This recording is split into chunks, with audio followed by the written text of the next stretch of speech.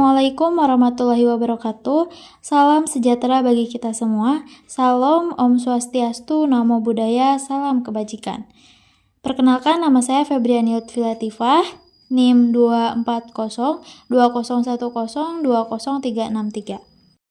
Di sini saya akan menjelaskan mengenai tugas studi kasus saya dari mata kuliah akuntansi biaya.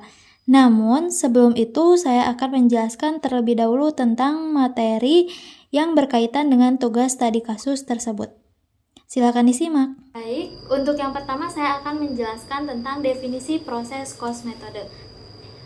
Proses cost metode atau metode harga pokok proses merupakan suatu metode penentuan harga pokok produk yang dikeluarkan perusahaan di mana perhitungan harga pokok tersebut dilakukan pada setiap periode, misal setiap bulan. Lalu, karakteristik produksi dengan proses costing. Yang pertama, proses produksi terjadi secara terus-menerus.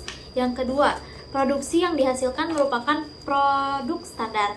Dan yang ketiga, tujuan proses produksi adalah untuk memenuhi persediaan barang di gudang. Lalu adapun metode pengumpulan biaya produksi. Yang pertama, pengumpulan biaya produksi dilakukan per departemen produksi pada tiap periode akuntansi. Lalu yang kedua, harga pokok produksi per satuan dihitung dengan cara membagi total biaya produksi yang dikeluarkan selama periode tertentu dengan jumlah satuan produk yang dihasilkan selama periode yang bersangkutan. Perhitungan ini dilakukan setiap akhir periode akuntansi atau setiap akhir bulan. Lalu, yang ketiga adalah penggolongan biaya produksi langsung dan biaya produksi tidak langsung. Seringkali tidak diperlukan, terutama jika pengusahaan hanya menghasilkan satu macam produk. Harga produk persatuan produk dihitung setiap akhir bulan sehingga BOP dibebankan kepada produk berdasarkan biaya sesungguhnya terjadi. Lalu yang keempat adalah unsur yang digolongkan dalam BOP terdiri dari biaya produksi selain biaya bahan baku, bahan penolong, dan biaya tenaga kerja. Baik itu biaya tenaga kerja langsung dan tidak langsung. BOP dibebankan kepada produk sebesar biaya yang sesungguhnya terjadi selama periode akuntansi tertentu. Lalu adapun manfaat informasi dari harga pokok proses. Yang pertama adalah untuk menentukan harga jual produk, lalu untuk memantau realisasi biaya produksi, untuk menentukan harga pokok persediaan produk jadi dan produk dalam proses yang disajikan dalam neraca, dan untuk menghitung laba rugi atau bruto periode tertentu. Baik, sekarang kita akan memasuki ke tugas contoh kasusnya. Di sini ada PT Pink Kandilak memiliki dua departemen produksi, yaitu Departemen A dan Departemen B, untuk mengolah produknya. Berikut adalah data-data produksi pada bulan Mei tahun 2021. Di sini di dalam tabelnya terdapat dimasukkan dalam proses di Departemen A-nya sebanyak 105.000 kg. Lalu ada produk jadi yang ditransfer ke Departemen B, yaitu sebanyak 90.000 kg. Produk jadi yang ditransfer ke gudang di Departemen B ada sebanyak 72.000 kg. Lalu ada produk dalam proses atau PDP di Departemen A sebanyak 15.000 kg dan di Departemen B sebanyak 18.000 kg. Lalu adapun biaya produksi yang dikeluarkan terdiri dari biaya bahan baku, yaitu Departemen A-nya sebanyak Rp210.000, biaya tenaga kerjanya di Departemen A sebanyak Rp465.000, di Departemen B-nya Rp810.000, dan untuk BOP di Departemen A-nya sebanyak Rp744.000 dan di Departemen B-nya Rp1.215.000. Dan adapun tingkat penyelesaian PDP yang terdiri dari biaya bahan baku dan juga biaya konversi. Untuk biaya bahan bakunya sendiri di Departemen A-nya 100% dan tidak ada di Departemen B. Dan untuk biaya konversi itu di Departemen A ada sebanyak 20% dan di Departemen B sebanyak 50%. Langsung kita menjawab ke contoh kasus tersebut, dimulai dari perhitungan harga pokok produksi di Departemen A. Cara menghitung harga pokok produksi di Departemen A didahului dengan cara menghitung unit ekuivalensi dengan cara dari biaya bahan baku yaitu Rp90.000 ditambah Rp15.000 dikali 100% sama dengan 105.000 kg. Data-data ini kita ambil dari data tabel yang sebelumnya kita perlihatkan. 90.000 ini diambil dari produk jadi yang ditransfer ke Departemen B. Lalu yang 15.000 ini kita ambil dari produk dalam proses atau PDP. Dan yang 100% ini kita lihat dari tingkat penyelesaian PDP pada biaya bahan baku yaitu sebanyak 100%. Lalu biaya konversi 90.000 ditambah 15.000 dikali 20% sama dengan 93.000 kg. Itu didapat sama seperti yang tadi yang sebelumnya dari tabel, namun bedanya adalah di 20% ini yang diambil dari tingkat penyelesaian PDP dalam biaya konversi sebanyak 20%. Seperti itu. Lalu menghitung biaya produksi per unit produk Departemen A. Ada jenis biaya produk yang terdiri dari bahan baku, tenaga kerja, dan juga BOP. Di sini kita melihat ada angka 210.000, 465.000, 744.000 ini yang kita dapatkan dari tabel yang sebelumnya juga. Lalu kita menghitung unit ekuivalensi. Ini juga diambil dari tabel sebelumnya, bukan tabel yang slide sebelumnya. Yang ini dari biaya bahan bakunya sebanyak 105.000 dan biaya konversinya adalah 93.000. Namun di sini juga tercantum bahwa biaya konversi terdiri dari biaya tenaga kerja dan BOP, sehingga biaya tenaga kerja dan BOP ini hasilnya sama, unit ekuivalensinya sebanyak 93.000. Lalu di sini ini hasil dari biaya produk per unit, produk dibagi unit. Jadi Rp210.000 dibagi dengan Rp105.000 sama dengan 2. Begitupun seterusnya sehingga totalnya adalah Rp15. Lalu menghitung harga pokok produk jadi dan harga pokok produk dalam proses. Harga pokok produk jadi yang ditransfer ke Departemen B yaitu 90.000 kg dikali 15. 15 ini kita ambil dari tabel sebelumnya, yang ini itu totalnya adalah Rp15 dan dikali 90.000 kg dikali Rp15 sama dengan Rp1.350.000. Lalu kita menghitung harga pokok PDP atau produk dalam proses yang terdiri dari biaya bahan baku, biaya tenaga kerja, dan BOP. Biaya bahan baku ini kita ambil dari 15.000 dikali 100% dan dikali 2%. Untuk 15.000-nya itu sama dari data sebelumnya dari produk dalam proses ya atau PDP, lalu dikalikan 100% itu dari biaya bahan baku dari tingkat penyelesaian PDP sebanyak 100%, dan RP2 ini dari tabel yang sebelumnya barusan kita jelaskan bahwa biaya bahan baku ini hasilnya adalah di biaya produk dibagi unitnya Rp2 sehingga menghasilkan Rp30.000. Begitupun cara menghitung biaya tenaga kerja dan juga BOP.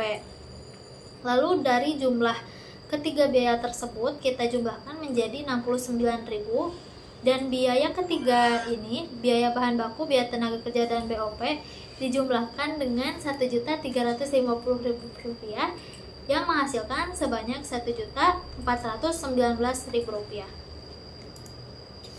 Setelah itu baru kita menjurnalkan pencatatan biaya produksi di Departemen A. Yang pertama, untuk jurnal pencatatan biaya bahan baku itu ada biaya PDP, biaya BDP, dan juga biaya bahan baku Departemen A sebanyak 210.000 di debit dan persediaan bahan baku 210.000 di kredit. Lalu yang kedua, jurnal untuk mencatat biaya tenaga kerja, BDP, dan juga biaya tenaga kerja Departemen A. Di debitnya Rp465.000 dan gaji dan upah itu di kreditnya Rp465.000. Lalu yang ketiga adalah jurnal untuk mencatat BOP. BDP dan juga BOP Departemen A dikredit sebanyak Rp744.000 dan berbagi rekening yang dikredit itu di kredit sebanyak Rp744.000. Baik, untuk yang keempat ada jurnal untuk mencatat harga pokok produk jadi yang ditransfer ke Departemen B, yaitu dari BDP dan juga biaya bahan baku Departemen B yang ditotalkan hasilnya itu Rp1.350.000. Itu yang terdiri dari BDP biaya bahan baku Departemen A, BDP biaya tenaga kerja Departemen A, dan juga BOP Departemen A. Di sini biaya bahan baku Departemen A-nya sebanyak Rp180.000, yaitu yang kita ambil dari tabel sebelumnya yang Rp210.000 itu dikurangi dengan Rp30.000 dari biaya bahan baku Departemen A. Lalu yang biaya tenaga kerja Departemen A juga sama, itu sebelumnya Rp465.000 diambil dengan Rp15.000, jadi Rp450.000. Dan begitu pula dengan yang BOP senilai dengan Rp720.000. Lalu perhitungan harga pokok produksi di Departemen B. Caranya menghitung unit ekuivalensi Departemen B terlebih dahulu sama dengan yang tadi di Departemen A, yaitu biaya konversinya sebanyak Rp72.000 ditambah Rp18.000 dikali 50% sama dengan 81.000 kg. Untuk ini data-datanya ataupun angka-angkanya kita ambil dari data tabel yang paling awal yang tadi saya jelaskan di contoh studi kasus. Gitu ya. Lalu biaya konversi terdiri dari biaya tenaga kerja dan BOP sama saja dengan yang tadi. Lalu menghitung biaya produksi per unit produk di Departemen B. Jenis biaya produknya di sini ada tenaga kerja dan juga BOP. Total biaya produksinya yaitu Rp810.000 dan BOP-nya Rp1.215.000. Ini didapat dari tabel sama yang di soal. Dan juga unit ekuivalensinya ini sama Rp81.000 kita dapatkan dari yang tadi telah kita hitung sebelumnya. Ini biaya konversi terdiri dari biaya tenaga kerja dan BOP sehingga hasilnya itu sama Rp81.000. Dan lalu kita menghitung biaya produksi dibagi per unit ya. Jadi ada Rp10 yang didapatkan dari Rp810.000 dibagi dengan Rp81.000 dan Rp15.000 dan sehingga ditotalkan menjadi Rp25. Lalu kita lanjut menghitung harga pokok produk jadi dan harga pokok produk dalam proses di Departemen B. Harga pokok produk jadi yang ditransfer ke Departemen B itu 72.000 kg. Ini didapat sama dari tabel dikali dengan Rp25. Ini dari tabel yang sebelumnya yang biaya produk dibagi unit itu diambil dari totalnya sehingga hasilnya Rp25. Lalu dikalikan dengan yang 72.000 kg sehingga menghasilkan Rp1.800.000. Lalu kita menghitung dengan harga pokok produk dalam proses yang terdiri dari biaya tenaga kerja dan juga BOP. Ini kita hitung sama tadi yang di Departemen B A sama saja, jadi Rp18.000 dikali 50% dikali Rp10. Rp10-nya ini kita dapatkan tadi yang kita hitung dari biaya produksi dibagi per unit sehingga menghasilkan Rp90.000 dan untuk BOP-nya Rp135.000 dan dijumlahkan menjadi Rp225.000. Lalu kita tambahkan dengan harga pokok produk jadi yang ditransfer ke Departemen B sebanyak Rp1.800.000 sehingga jumlah biaya produksi pada bulan Mei 2021 adalah Rp2.025.000. Lalu jurnal pencatatan biaya produksi di Departemen B. Untuk jurnal pencatatan biaya bahan baku ini tidak ada jurnalnya. Kenapa tidak ada? Karena sesuai di tabel contoh kasus ini tidak ada di Departemen B, tidak ada biaya bahan bakunya sehingga tidak ada jurnalnya. Lalu yang kedua, jurnal untuk mencatat biaya tenaga kerja. Ada BDP dan juga biaya tenaga kerja di Departemen B. Di debitnya sebanyak Rp810.000, lalu di kreditnya sama Rp810.000 itu gaji dan upah. Dan juga yang ketiga, jurnal untuk mencatat BOP yang terdiri dari BDP dengan biaya BOP Departemen B. Di kreditnya, di debitnya 1.215.000 dan juga di debitnya 1.215.000 rupiah. Lalu yang keempat, kita membuat jurnal untuk mencatat harga pokok produk jadi yang ditransfer ke gudang. Di sini ada persediaan produk jadi totalnya Rp2.880.000 yang dihasilkan dari biaya BDP, biaya bahan baku Departemen B sebanyak Rp1.080.000. Ini kita dapatkan angka-angkanya itu dari tabel di contoh kasus. Lalu BDP biaya tenaga kerja Departemen B Rp720.000. Lalu adapun BDP BOP Departemen B sebanyak Rp1.080.000. Dan cara untuk menghitungnya itu dari 72.000 kg dikali Rp15. Ini didapatkan dari yang 15%-nya ini, yang Rp15-nya ini kita dapatkan dari tabel menghitung biaya produksi. Dalam per unit produk di Departemen B itu ada 15%. Dan juga di sini di 72.000 kg dikali 10 itu dari sama ya dari yang sebelumnya, ini dari biaya tenaga kerja yang 10. Lalu 72.000 di kilogram dikali 15% juga sama seperti yang sebelumnya. Dan yang kelima adalah jurnal untuk mencatat harga pokok produk dalam proses. Ada dari persediaan BDP Departemen B, itu totalnya adalah Rp495.000 yang kita dapatkan dari BDP dengan biaya bahan baku Departemen B sebanyak Rp270.000, biaya tenaga kerja Departemen B sebanyak Rp90.000, dan BOP Departemen B sebanyak Rp135.000. Cukup sekian pemaparan dari saya. Mohon maaf apabila banyak kesalahan. Semoga bermanfaat dan terima kasih. Wassalamualaikum warahmatullahi wabarakatuh.